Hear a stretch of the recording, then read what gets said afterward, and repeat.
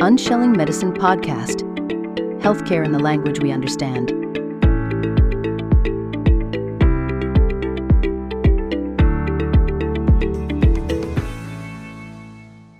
Good day, everybody. Welcome. I have the pleasure of having somebody so incredible with us today. Her name is Simone Sloan. She is the executive founder of Your Choice Coaching. So, hi, Simone. Welcome. Well, thank you so much for having me. Thank you. Thank you for being here. So, Simone, I'd like for you to please talk about Your Choice Coach. Like, what is that business about? And how did you get to a place where you're like, people do actually need coaching, especially in the business world, in the corporate world? Absolutely. I don't know if I should start with my journey in terms of how I got there and then in terms of what we do. But we do a lot of executive coaching work as well as the culture work within organizations. But let's back up a bit too in terms of sharing who I am. I'm originally from Jamaica, lived in Washington, D.C., and then went to France for a couple of years, came back. But what really got me here in the greater New York areas is the pharmaceutical industry. I'm a pharmacist by trade and have worked within pharma, not only on the business side of things, but also on the medical side of things, and have really looked at come in from it through strategic lens. And I say that because when the therapeutic areas that I kind of worked on during that time frame were cardiovascular, diabetes, metabolics, and really working with healthcare professionals, but also with the sales teams. And that's one thing I really loved about the organization is that I had the ability to affect the strategy, not only come up with the strategy, but then look at it and see how it's actually being executed against, and then being able to tweak as we kind of go along. I left that world 12 years ago and started my company, which is Your Choice Coach. And within that space, like I said, we do executive coaching work. We do a lot of culture work. And what really led me to say, hey, this is something that's really needed is my own experience and journey. I did coaching also for about a year, did certification program, and really under the lens of the ontological coaching, which is study of being. And that was the scariest thing anybody has gone through, at least for me, because science brain, very heady, right? They don't talk about emotions that much, right, in terms of what we do. And so this really did a deep dive into that kind of emotional world where you're not really comfortable in. And it was funny because they asked at the end of the first day of the program, who wants to leave? And I guess my face kind of had this frightening look, right? But I said, I'm here for a reason. And so I'm going to stay because it's uncomfortable, but it's a good uncomfortable. And I know there's something better at the other side of this. So that from that experience, it led into the more emotional intelligence and touched into cultural competencies, and then also communication styles with the DISC assessments and things of that nature. So that's sort of like my journey into the coaching realm. And I think that as I looked back at my experience and how I felt, I said, we don't get to talk about these types of things in the corporate setting, in business, right? And I said, this is something we definitely I want to bring back and want to support and help other folks and professionals like me to excel. So why do you think we don't talk about the emotional things in business? It's funny. I was just listening to Brene Brown. She's talking about vulnerability. And she said vulnerability is operating in uncertainty, risk, and the emotional sides of that. And when we think about vulnerability, most people relate to vulnerability as being weak, a weakness, right? And if we show that, oh my God, they're going to weaponize it, retaliations, all kinds of things that may hamper my growth, my reputation, etc. And what's interesting is what I've learned over my years of business, and also just in terms of working with different organizations, is that's how we connect, right? That's exactly how we connect to others. And if we're not, and I'm not saying, and I love what she said, it's not about oversharing. That's not what I'm talking about here. It's those moments when you can actually empathize with someone, relate with someone, share a little bit of your experiences with them to make others know that you understand where they're coming from. You may not have the same experience, but you get it, right? And that's where the connection comes in. That's how you build trust over time and collaboration. I call it the TCC. So those are some things that I think why we may not lean into it as often. I think things are changing, but I think people are maybe taking it in different stances in terms of what vulnerability means to them. But I think that there's still a lot of folks out there that are guarded and operate guarded and don't really allow for the teams to really innovate, have performance effectiveness, and really step into a greatness that they could really be as a team. Yeah, yeah, I agree. I asked that question because I had a leader who was very critical of my empathy of the staff who reported to me. And her stance was, I don't care and I don't want to know what's going on in their lives because it gives an opportunity for me to feel sorry for them and I really don't want to. Mm. So, with a sentiment like that, how effective is that leadership style? I think that's a very interesting way of looking at it, because I think in today's, what we're going through, and I call it like a volatile, uncertain, complex, ambiguous world, and it's on steroids. It's the VUCA world, not my terminology, it's out there. And in those moments, people want to know that someone cares about them as human beings, right? And it's not about feeling sorry for people. People don't want to feel pity. That's pity, right? People want to know that you understand them, right? You may not have a solution for what they're going through, but in order for folks to bring their whole selves to work, that 360, they can't just shave off half of themselves and come in. You have to understand what they're going through, what their world is, because it's going to impact ultimately performance. It's going to impact how they collaborate. It's going to impact how they engage with those patients and customers, right? And if they don't feel whole inside, it's not going to come through 100% on the other side. Right. And I think some leaders lose sight of that because of productivity. You touched on it. And this was where that sentiment came from because you know what your responsibilities are. I don't care what is going on in your personal life. When you show up here, I need you to produce at that level. It's a transactional way of being. Right. And I get you have to be transactional at times, but you have to balance that because your people are made up of emotions. We're social beings, right? We have feelings. And if we feel like it's being stamped on and trampled upon, which is really what empathy ends up happening is in business, right? Then they are sort of like a disconnect takes place over time. Being resigned to the work takes place over time. And they too become transactional in how they show up for the work. For general longevity of a team, if in your practice you go in and you, in your observation, an assessment of the team, you see this transactional interaction going on, is there a way for that team to revert to basis and rebuild? Or would you just like what would be your approach to a team that you observe, that transactional interaction? Absolutely. We call that like that's where the cultural assessment comes in terms of really understanding the culture within the organization. And it takes twofold. I love talking to people. So we set up an opportunity where we have one-on-ones with folks or maybe focus groups with folks to talk about some of the things that are happening, what they're seeing, what they're experiencing. That's so cathartic for some folks because they've been holding things in for so long. And, emotions come out in those conversations. We build the environment where there's so much trust that they're willing to share things that they have not shared with anybody across the organization. And then what we also layer that on top of once we've gotten that information is maybe either if they've never done an employee survey, we introduce that. Or we can do, if they've done that, then let's layer on like another cultural assessment, like a Barrett culture assessment piece for that. And it helps to not only hear what we're saying, the qualitative, but the quantitative information comes into play. And then we marry those two pieces together. And it amplifies where people are on that quantitative level. What are really meaningful to them? Where are they on the bar from trust to collaboration to relationships?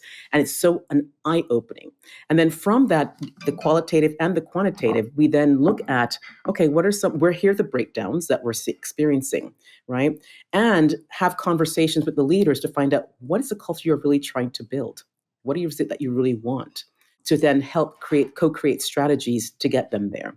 Is it a quick fix, one and done? Absolutely not. Absolutely not. It takes a lot of work. And you will go forward and you might step backwards a little bit as well because new people come on board, you have attrition, etc. But I think that if you have that goal in mind in terms of how you want to be as an organization culturally, right? There are behaviors that have to be demonstrated. Leadership has to lead by example. And so there are a lot of different things that come into play to help evolve it over time. Yeah. How do you react, or how do you not reaction? How do you manage leadership that either box rejects or feel slighted or the ego is bruised from employee feedback? Yeah, boy. Yeah, it's something I've you seen have. We tell them that we're not here to go rah rah rah. You're the Right, best. You're the best. That's not what you're here to pay us for. We're here to understand where the power leaks are within the organization. That's disempowering performance effectiveness. mm, And if we're able to like hone in on one or two or three of those behaviors and really double down on them and really understand the root causes, it's a turning point, energy shift. And you're going to get twice as much productivity from them. But you have to pay attention to what these leaks are within the organization. Otherwise, everyone is just walking over it, ignoring it, and the elephant gets bigger and bigger and bigger, right? Until people start, there are consequences to that, which might lead to attrition. right. So attrition is not something that let me not say most, because some I've seen leaders that are concerned. Attrition is not something some leaders are concerned about. They just chalk it up to, people come, people go. And some are usually in denial of a toxic workplace culture, behaviors from, say, leaders that they have personal relationships with, because more and more people are being grandfathered into roles that they don't have the qualifications to be in, because Susie's nephew's son's daughter and my cousin are in the same football team. So so she, it automatically qualifies her to be a manager of this team. Despite the fact that she is abrupt, she lacks communication skills. She's not emotionally intelligent. you know. So, what happens in that situation? Yeah, you've raised there are a lot of things in this basket that you just raised. Nepotism, affinity bias. There are lots of places we can go with this. But ultimately, people want to know that the person who is leading them, right, not only has the skill sets that have been there, done that, but also has the non-visible leadership skills too, communication. I call it hot communication, honesty, transparency, right? Openness. And if that's not there, then what happens is that you're talking about eroding trust within your team. Now, remember, going back to I don't know, the 9 or 10 dysfunctional aspects of a team, and Stephen, oh God, I can't think of the author's name right now, but I'm seeing the book right in front of me. Trust is that foundational layer, right, for team. And if it's not there, you're not going to get commitment, ownership, accountability. Right? You may get a performance, they knock it out, absolutely, but then how do they really feel about the organization? Will they go above and beyond the next time? Will they fight for you, right? And have your back? Those are things that are very important that we as human beings think about, because we get attached to things. And when something negative happens to us, we hold on to it. When something good happens to us, we hold on to it. And we have those sentiments and remember those feelings, right, on our next engagement. So, when you think about attrition, it costs. And if they say, it's no big deal, look at those numbers. It costs. It's very expensive for talent, especially these days, right? And so people don't leave the organizations, they leave people. So it's an opportunity for you to kind of reflect on your style, how you communicate, how you make decisions, how do you build team? Absolutely. So true. People do not leave a company, they leave bad management. what would say you go in, you do an assessment, and under a particular management style or manager, the attrition rate is just horrendous. And you see others in similar roles who are leading in a way that builds that foundational trust within their team. What would be your communication to the leadership on that level and higher up, over evidence of attrition under one person? Right. What would your communication be? I think what you're saying is that if you have a bad manager or toxic Yes, manager in one group and but the organization's flourishing in other ways, right? it may be, but so I'm saying this because I've seen this time and time again, both in a management role and also reporting to somebody where people are saying the same thing as they're walking out the door. However, we're continuing to fill this basket, Yes. right? Okay. So I think it's a couple of things that come into play around that, right? Right. Because, and I go back to culture, right? How do we get things done around here? Mm. And when we think about from that perspective, who are the folks that you are promoting? Is it just based upon skill? Is it based upon skill and being able to galvanize and lead and have vision? And most likely you're getting promoted because, yes, you can do the job, right? You can perform. But when you start managing people, it's a whole different animal because we are very dynamic, Mm. right? We can be happy 1 minute, sad 1 minute, disgruntled. And as a manager, that's very challenging. And if you're not equipped to handle the dynamics of a team effectively, right? It then, like I go back to the trust thing, erodes that trust, erodes performance at the end of the day. So I think emotional intelligence becomes very important. It's one of the things that we do as a part of the coaching work becomes really important because it looks at how do you see yourself as a leader? How do you build trust and empathy, right?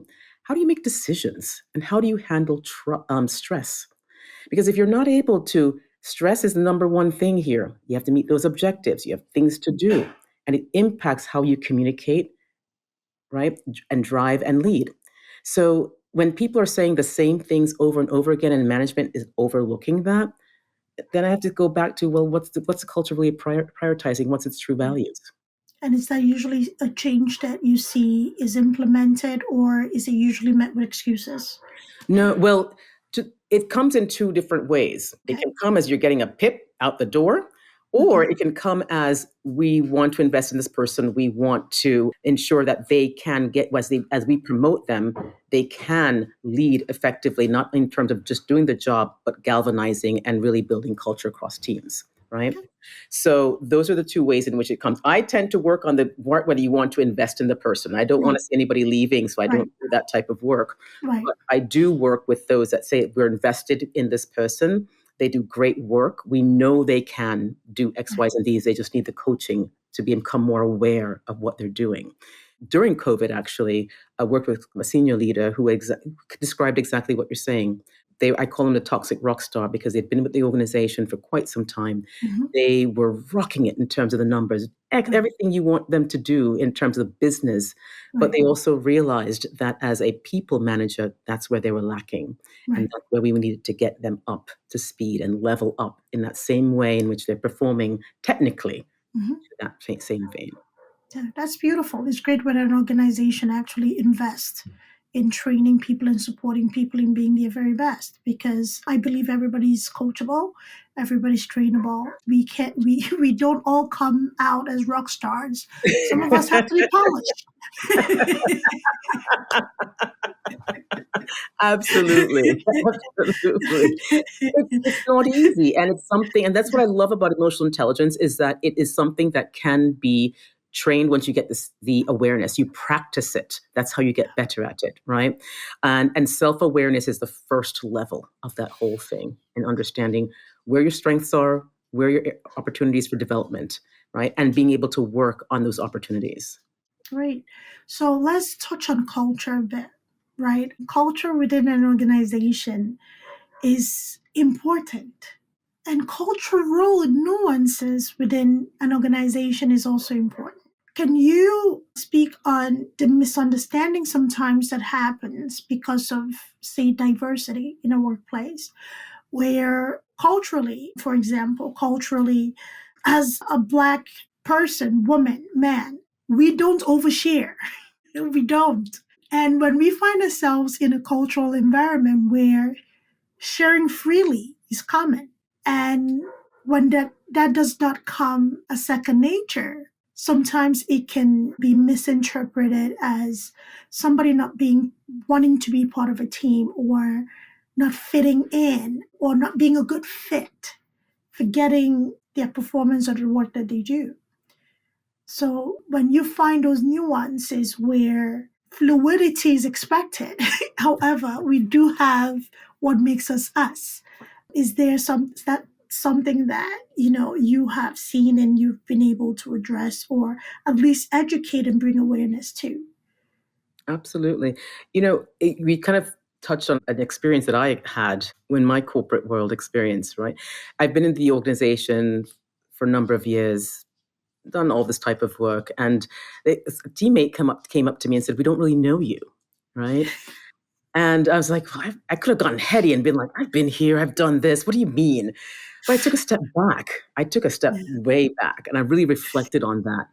And at the next meeting, what I did do is, rather than start with numbers and projects and who's doing what, I introduced myself in a way that things that people, they don't really know, like if I'm married, if I have kids, if I have a dog, those little things that people can relate to.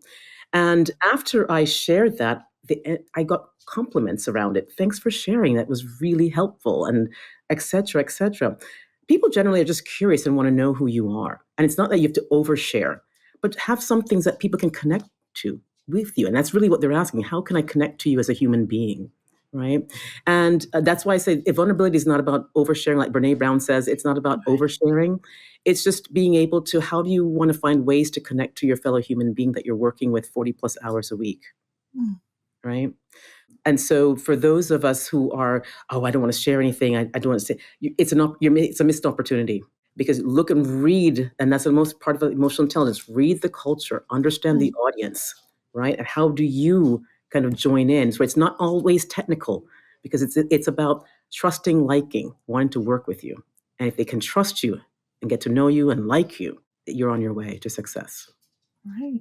I wholeheartedly agree with you. The basics: who I am, married, children, pets, likes, dislike, favorite sporting team, all of that stuff, right? That's relatable stuff, right? However, there are places that people do overshare, and people Yeah. do get Yeah. very Yes. emotionally bent over when you don't, you know. Yes. And the American working class or corporate world is extremely diverse, right? You have people of different culture, backgrounds. Um, and that's where the cultural competency pieces come into play, Right. right? In terms of understanding those subtle differences, understand, and cultural, I call it also cultural IQ, right? Yes. To just understand, not necessarily that you have to know, okay, this person is from this country, and this, but from a generalization, Right. understanding the nuances and how best to navigate, right? Because, for Right. example, I don't walk into a room and just assume it's because they're all women presenting as women that they're all Right. women, right? I don't make that assumption. You cannot do that. There are Right. nuances here that you have Right. to understand, right? Right. So I think that it takes that understanding and a strategy to understand who's in front of us, but also the emotional intelligence to know, how do I kind of navigate the person, the culture, to, because at the end of the day, you want them on your side. Mm. You want them as an advocate. When you're not in Mm. that room, so think about what your objectives are. What Right. do you need from this relationship and engagement? Because that's Right. what work is in a relationship. You're It there for really is. It hours. really is. Yes, So, absolutely. and if you It don't really know what is. you want, you don't know what to ask for, and you don't know Right. what to get. Hello. True. I love it. From your years and experience in healthcare pharmaceutical industry. And, just before we jumped on this call, we had a conversation where you were able to observe a disconnect of sort between, doctors becoming aware or being aware of, services, tools, aids that could actually help in their practice and disseminating information and education to their patient. And also that disconnect also happening between the patients and the doctors. So I know that your coaching business is B2B. And I do not want to assume that is just within an organizational culture and within staff and employees and management. Does your coaching also address an aspect of the business that could affect their B2C dealings? What's interesting is that everything that I do with the lens is from the customer experience, and it's all connected. And I say that because if people are disgruntled, processes are not working effectively, it has an impact on that end user, which is the patient, customer, the client, whatever you want to call it, right? Right. When you look at it in terms of how people communicate, it was interesting. I had an experience in this, was it last year? I was within a hospital, and I was just there as an end user. And I saw this person very, very happy, right? And we were just conversing back and forth. I said, how long have you been working here? Because I got my head on in terms of culture. I was like trying to figure this out. And he's like, oh yeah, I've been here for a number of years. And he's, explained, he's like, they treat me really well here. And I get this and I get that and the benefits. And so it allows me, and what's blew my mind, because it allows me to be friendly to the customers, right? Because he's being served from a human, emotional, and employee perspective, and it allows him to transfer that energy to the customers and patients. And I was just like, they get it. They get it. And it was like on the lowest level. It wasn't the senior manager, VP, you're talking front lines, right? So when you talk about tools to be effective, look at the way you communicate.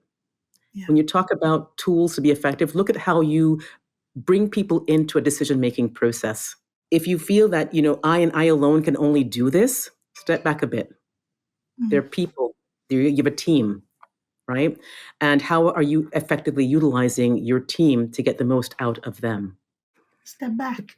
That is something, most people need to hear, because, we take our responsibility seriously.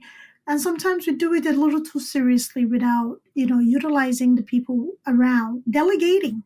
That is something that I see some, managers, regardless of level, have a hard time doing. And what would you say the importance of delegating is within the team, in terms of relationship building and trust building? Yeah. I look at it as an opportunity to, one, how do I stretch the individual in a different way? But you're also looking at if they have the professional maturity to step into, right? From that perspective. So it's how can I stretch? How can I scale learning? How can I also look at it in terms of, for me, become a better manager, right?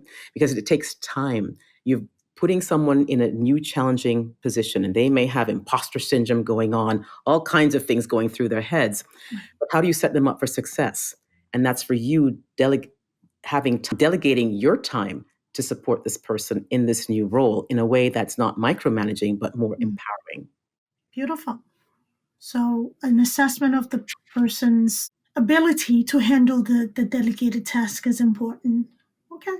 So you mentioned disc assessment, and I absolutely love the disc assessment. Let me see, do I remember what?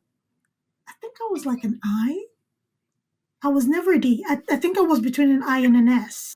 Okay. There was no. I don't think I had any D. I and S. I remember. Okay. Yeah. So you're on the other So half of the spectrum.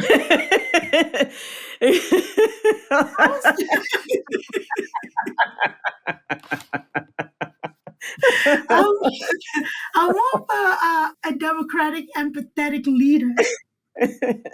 I'm not like, and I'm not like laid back, like whatever. I'm more in the middle. We're low. Absolutely.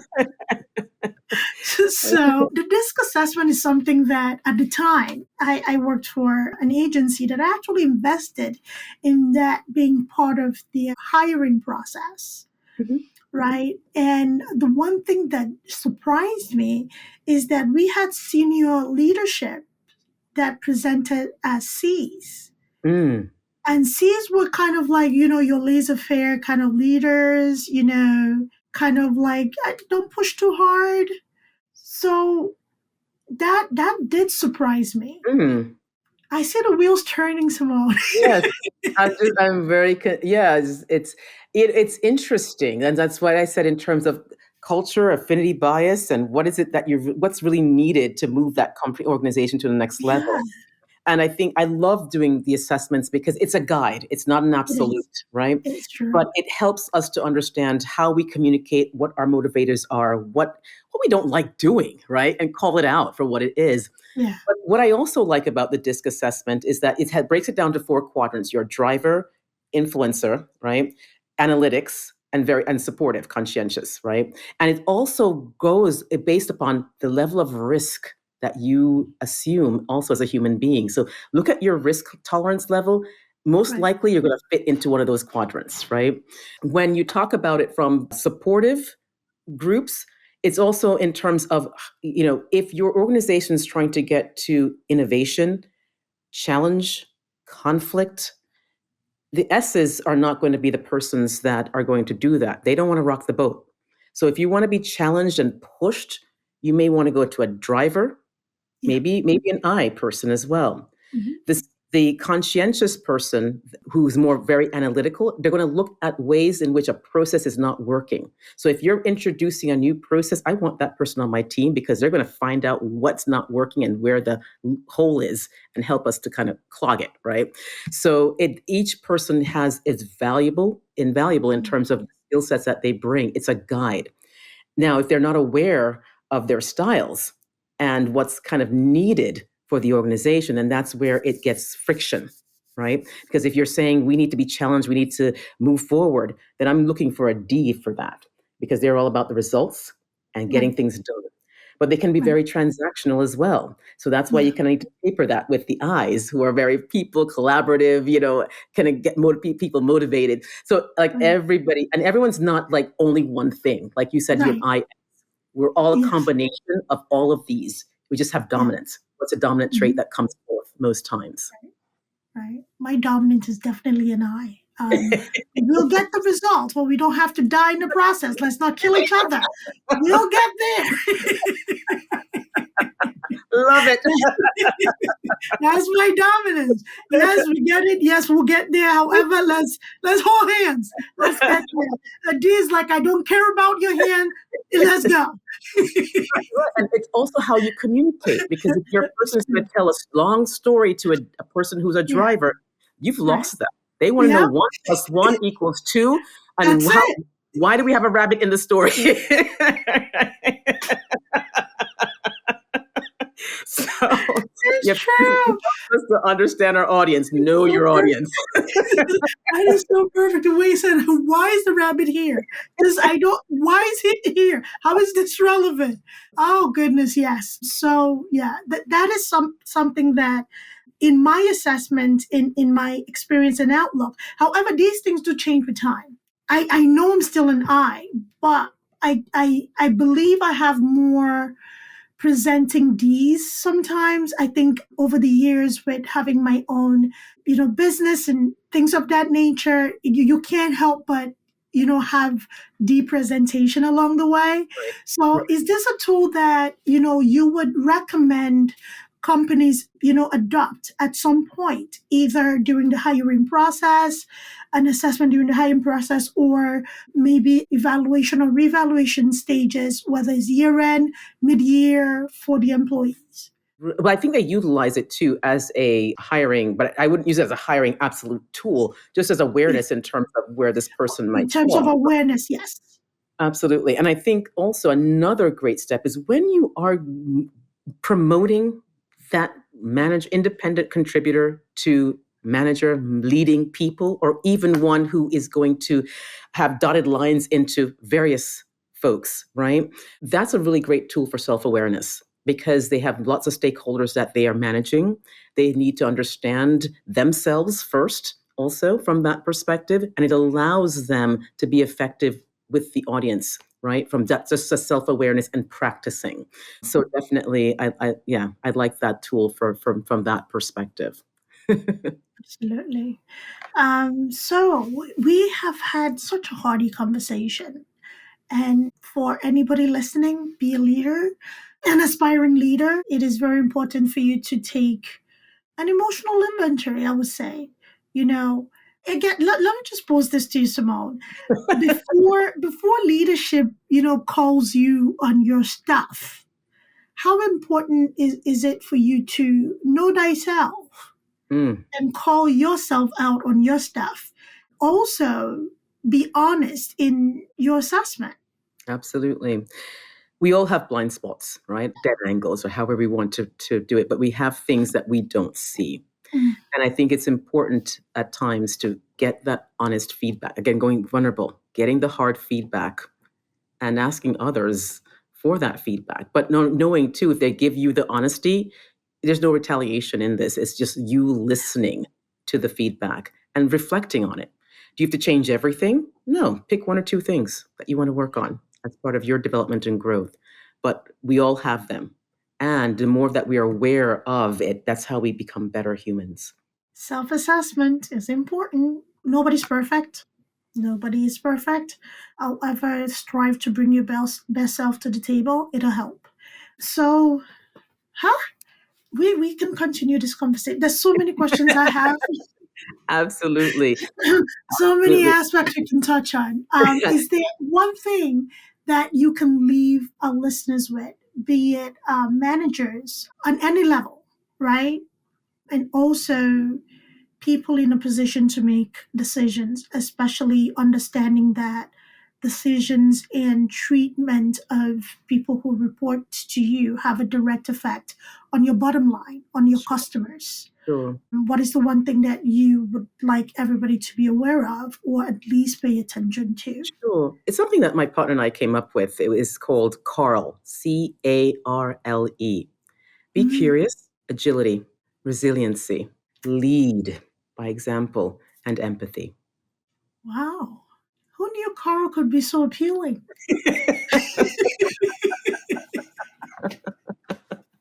Oh my goodness, that is wow. That is a lot. That's a whole lot in a very short acronym. And how many leaders do you feel practice or implement Carl into the leadership Mm. naturally? You have some that are really good, and those are the managers that you ring and holler out to and high five to, and you will always remember. Mm, But unfortunately, it's the negative experiences that get stuck in our heads. And true. so if we're not doing the curiosity piece and there's more judgment and assumptions that come into play in the conversations, it Right. can hamper growth, right? It can hamper relationships and just overall employee experience. I love it.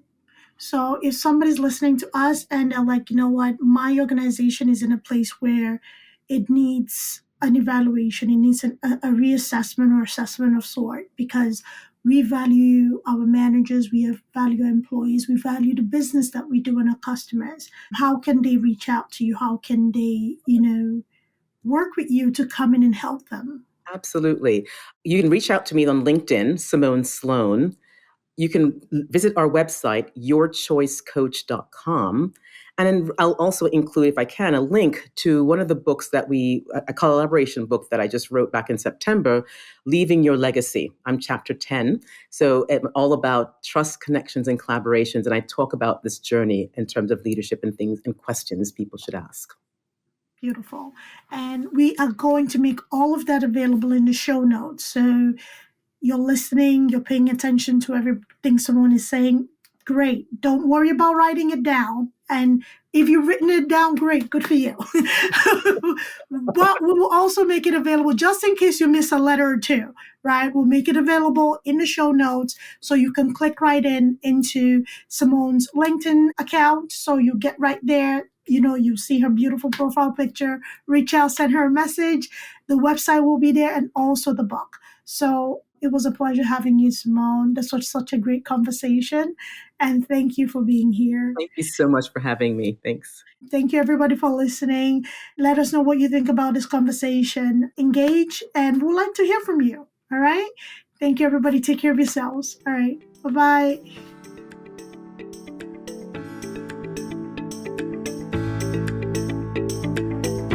Thanks for tuning in to Unshelling Medicine Podcast. If you want to stay up to date with the latest episodes, make sure to hit that subscribe button on your favorite podcast platform. If you enjoyed today's episode, please take a moment to leave us a review. Follow us on social media at Altruistic Scribe on Instagram, TikTok, Facebook, YouTube, and LinkedIn. We share additional tips, updates, and health-related content that you won't want to miss. Have any questions or topics you'd like us to cover in future episodes? Reach out to us at altruisticscribeco.com. We're always eager to hear from our listeners and tackle the health topics that matter most to you. Until next time, stay healthy and take care.